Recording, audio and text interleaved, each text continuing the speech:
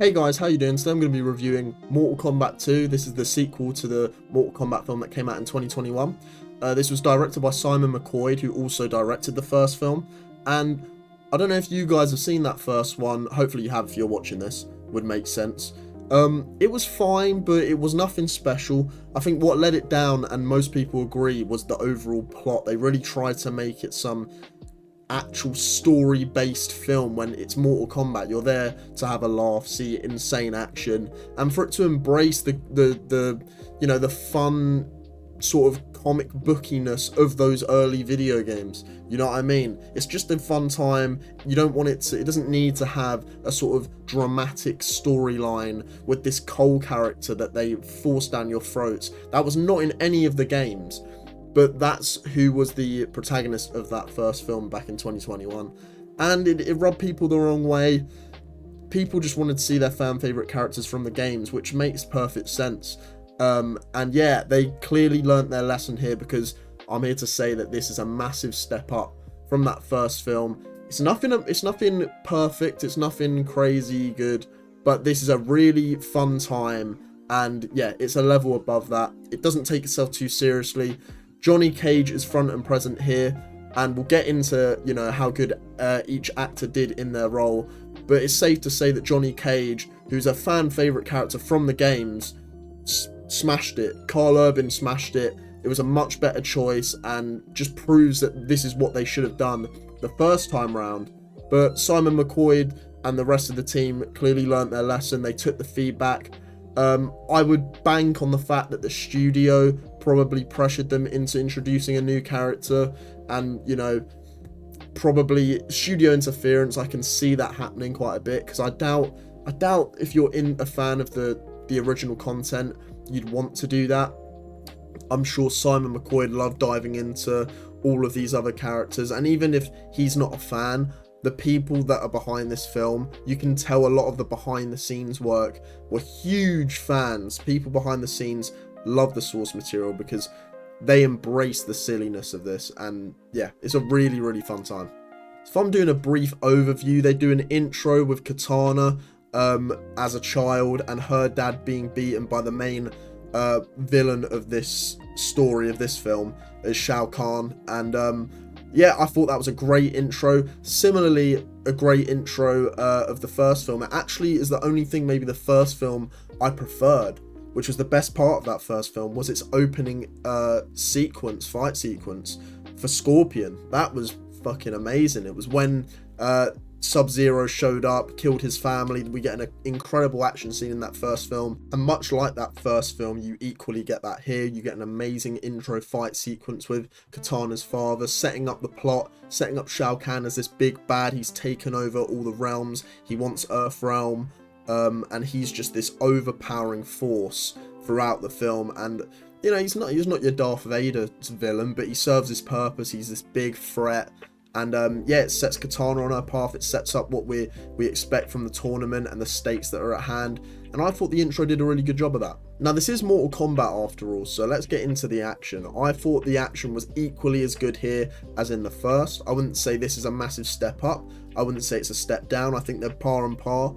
It's a very, very well choreographed film. A lot of the actual tournament fights utilize the location very well. And this is something that a lot of fans will care about. Let's just say this here. I'm not going to pretend like I am, because I barely played the games. I've seen all of them, seen them played multiple times, played them around friends' houses as I grew up, but I never personally was attached to the games. But I appreciate how fun they are, all the fatalities and stuff like that. I'm a fan of watching the games. I just haven't played through all of them. I wouldn't say I'm a diehard fan or anything like that. But the one thing that I did want from this film was to utilize each area that they're fighting into the fights, because that's something that you should be able to do. There's so many rich backgrounds and different locations that you fight in the games, that in a film you can actually go beyond that, because of course in the games it's this arcadey type fighting game where you're moving back and forth, you're doing combos, it's fun.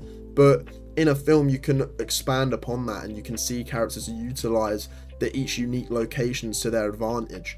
For an example, in this film, which I think they did really well in, what I'm asking for, they smashed, was that one of the first fighting locations, there was spikes constantly randomly coming up out of the ground in this contained area, and I believe it was Sonya and someone else, I can't remember who she was fighting, but Sonya had to maneuver her way around the spikes, and as the fight went on, she adapted and used them to her advantage.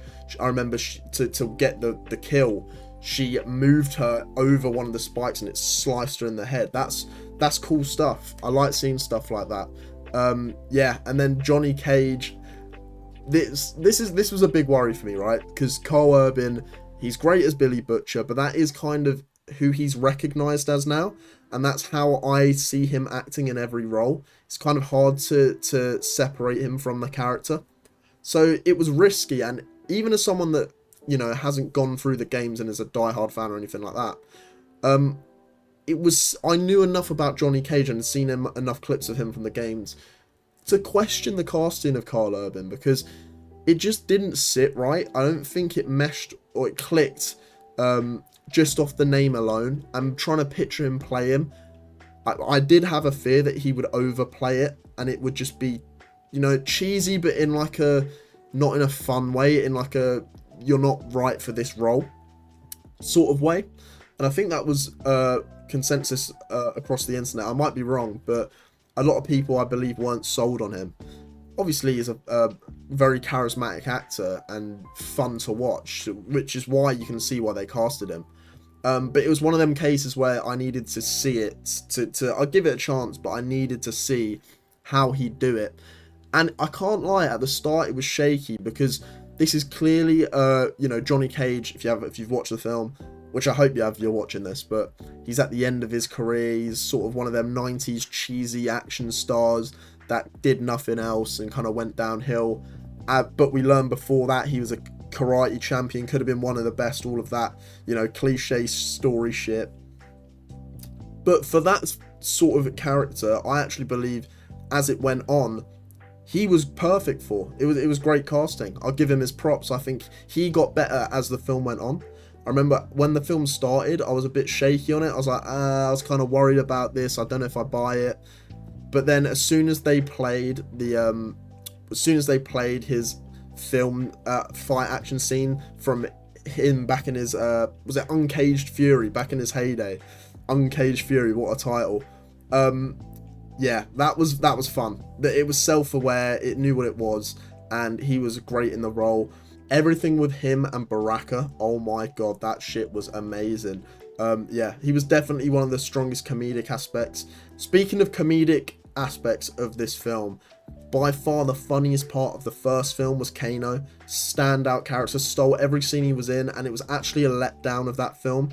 And a bit of why I had frustration with that film is that its best parts, the film didn't focus on. It chose to focus on this Cole guy that no one cares about, who got absolutely clarted in this film. Shao Kahn killed his ass off, and that was definitely a message to the fans of, yeah, we heard you, we're moving on, which I appreciated. But Kano's back here.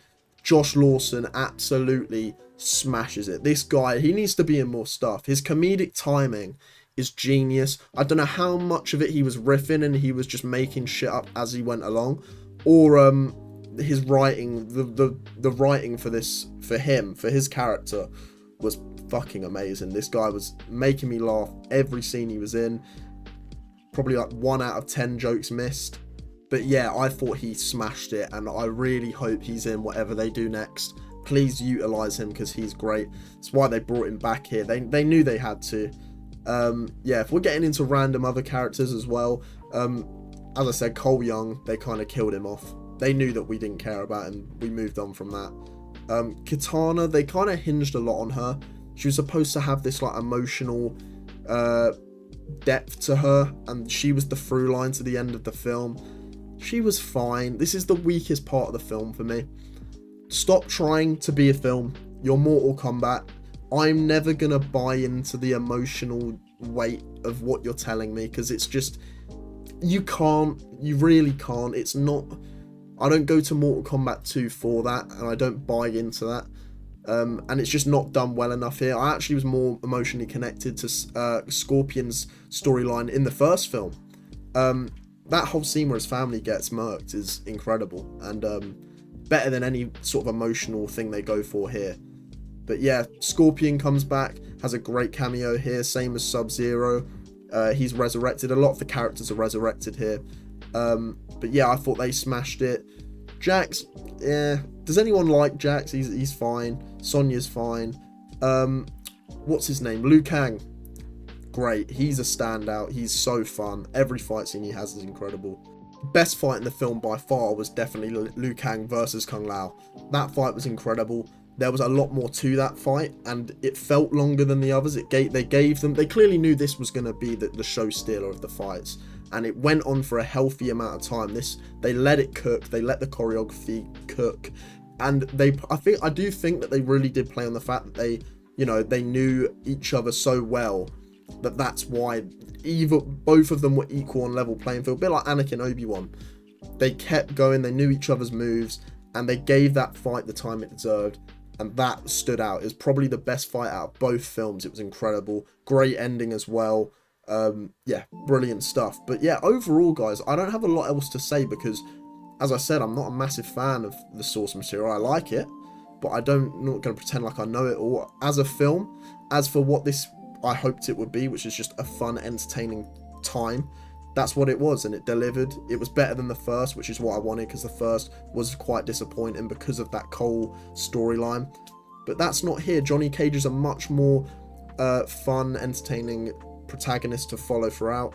The comedy hit, the action hit. What else can you ask for? So yeah, I'll probably give this like a 7.5 for the sort of film that it's going for what it wants to be. It's like a 7.5 out of 10. It's a great time at the cinema. I recommend you go and see it, guys, if that's your sort of thing. But yeah, thank you guys for watching. Hope you enjoyed the film as well. Let me know your thoughts in the comments below, and I'll speak to you in the next video. Bye, guys.